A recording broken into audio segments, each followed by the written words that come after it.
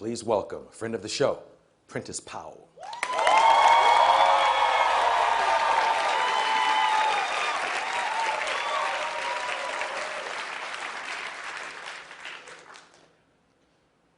Arsenio, I'm tired of us always having to prove our love to our sons. One of the biggest compliments I get a lot of times is how great of a father I am. I see pictures on the internet. People compliment you a lot because they see photos. And honestly, sometimes I want to tell people, don't tell me I'm a good father when you don't know anything about me. Fun-loving daddy and son pictures on a Facebook page do not equate to instilling values into your child's development. And the fact that I'm black should be irrelevant when it comes to my ability to raise my son. My skin tone should not make me any better or worse when it comes to the paternal instinct. But because fathers like me are apparently extinct, I get extra praise. And for what?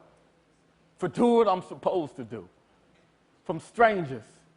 Strangers who don't know, when my son was born, I only got him from 12 noon on Saturdays to 5 p.m. on Sundays, went to the court to get more time, came back with 12 noon on Saturdays to 5 p.m. on Sundays, plus child support, fought for a year, had him for a year and a half, if not more, had him 50% of the time, if not more, only to lose him when he started school to summertime and rotating holidays. So when you see me in the streets with my little one and want to say, it's so good seeing the father doing his job, spending that quality time, don't, because I am being robbed.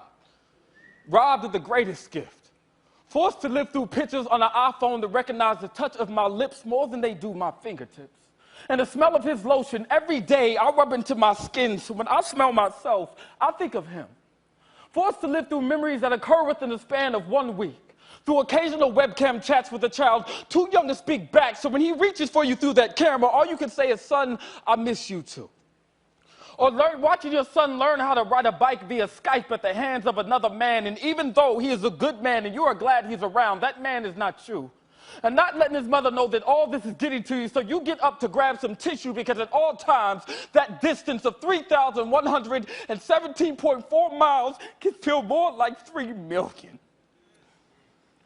Try dropping your son off at the airport with 3 teeth in his mouth, go 4 weeks without him, watch him come back with 5, and see if you don't beat yourself up for not being around during that time. So don't tell me I'm a good father when you don't know anything about me. Try to convince a person that knows nothing about you that you are simply worthy of time. See thousands of people inspired by your story but still feel that you are getting nowhere. Have people motivated by the pain that sits right here every day inside of your chest, and that same pain being a reflection of the amount of love that you possess. I want you to imagine your newborn baby sleep.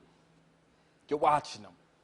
Try to get his sleep patterns down packed, praying to God you get it right, because you have one night and have to go 6 days until you get him back. Imagine being able to fly through this world, doing what you love to do, but because of a court order, your son before the age of 1 has to fly twice a month, which may mean by the age of 2, he'll have more frequent flyer miles than you. Try never spending a day in your life locked up in prison and still watch your child grow up primarily through photos.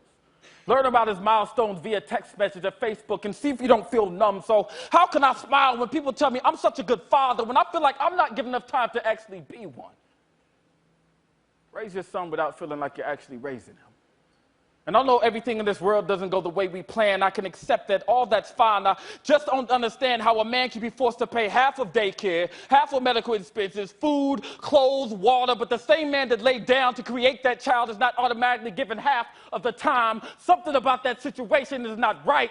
And when I'm done with this poem, I mean this. I don't care if any of you clap. I just want my praise, my kudos, my air, my earth, my water, my drive, my moon, my sun, my baby, my motivation, my son. I just want my chance. I just want my son, Justice Prentice Powell. I want my baby back. Thank you.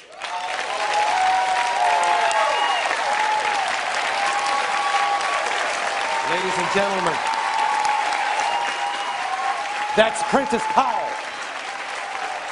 I can't hear you. That's Prentice Powell.